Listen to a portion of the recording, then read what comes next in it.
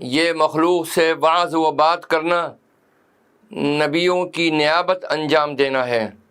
کیونکہ یہی حضرات ہیں جو مخلوق پر واعظ و خطیب تھے۔ وہ جب دنیا سے چلے گئے تب حق تعالیٰ نے باعمل علماء کو ان کا قائم مقام بنا دیا اور ان علماء کو ان کا وارث بنا دیا۔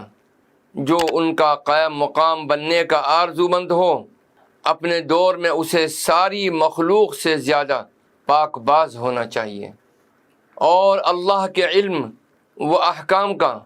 ان سے زیادہ جاننے والا ہونا چاہیے۔ امام طریقہ قادریہ حضرت شیخ عبد القادر جیلانی رحمۃ اللہ علیہ آگے چل کر ارشاد فرماتے ہیں، اے اللہ اور اس کے رسولوں اور اس کے ولیوں اور اس کے نیک بندوں سے ناواقفوں، تمہارے خیال میں وعظ کرنا معرفت و ولایت کا ہونا آسان کام ہے۔ اپنے نفسوں اور عادتوں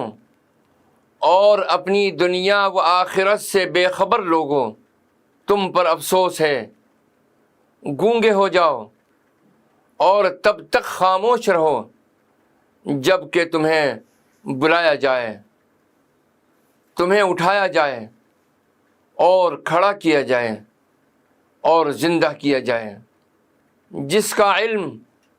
اس کی خواہش پر غالب آ جائے وہی علم فائدہ دینے والا ہے، اور یہ علم نافع کیوں نہ ہوگا، کیونکہ اس نے مخلوق کے دروازے بند کر دیے اور صرف اللہ تعالیٰ کا دروازہ کھولا جو کہ سب سے بڑا دروازہ ہے۔ جب یہ بند کرنا اور کھولنا کسی کے لیے درست ہو جاتا ہے، اس سے مکمل طور پر زحمت جاتی رہتی ہے اور اسے خلوت الہی میسر آ جاتی ہے۔ اس کے دل کی طرف خلعت آنے لگتے ہیں، مخلوق آنے لگتی ہے، جواہر نچھاور ہونے لگتے ہیں، اسے کنجیاں دے دی جاتی ہیں، اس سے چھلکے الگ کر دیے جاتے ہیں اور مغز ہی مغز باقی رہ جاتا ہے۔ خواہشوں کا راستہ بند اور کمزور اور مغلوب ہو جاتا ہے اور اللہ تعالیٰ کی طرف راستہ کھل جاتا ہے، اور یہ بڑا راستہ جو کہ اس کا مقصود اور مطلوب راستہ ہے، جو گزشتہ نبیوں اور رسولوں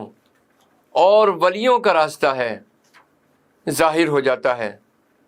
یہ بڑا راستہ کیا ہے؟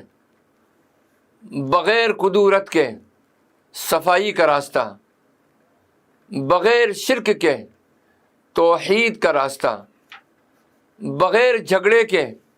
مان لینے کا راستہ، بغیر جھوٹ کے سچائی کا راستہ، بغیر سبب کے سبب پیدا کرنے والے کا راستہ۔